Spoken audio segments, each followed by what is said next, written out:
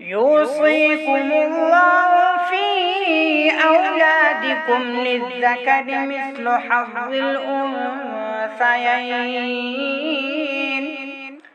فإن كن نساء فوق 2 فلهن ثلثا ما ترك، وإن كانت واحدة فلها النصف، ولأبويه لكل واحد منهما السدس مما ترك إن كان له ولد، فإن لم يكن له ولد وورثه أبواه فلأمه الثلث، فإن كان له إخوة فلأمه السدس من بعد وصية يوصي بها أو دين.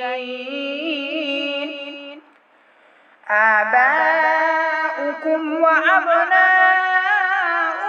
لا تدرون أيهم أقرب لكم نفعا، فريضة من الله، إن الله كان عليما حكيما. ولكم نصف ما ترك أزواجكم إن لم يكن لهن ولد، فإن كان لهن ولد فلكم الربع مما تركن من بعد وصية يوصين بها أو دين، ولهن الربع مما تركتم إن لم يكن لكم ولد، فإن كان لكم ولد فلهن الثمن مما تركتم من بعد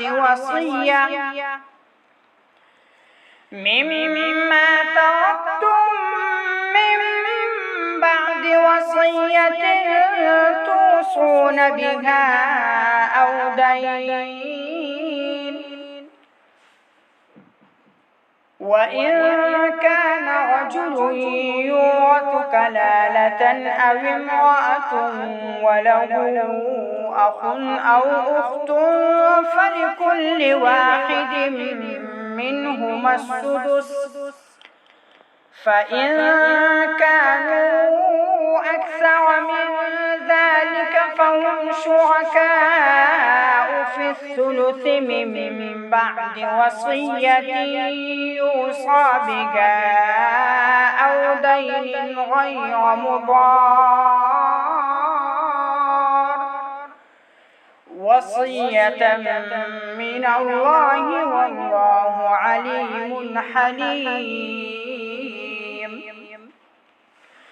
تلك حدود الله، ومن يطع الله ورسوله يدخله جنات تجري من تحتها الأنهار خالدين فيها، وذلك الفوز العظيم.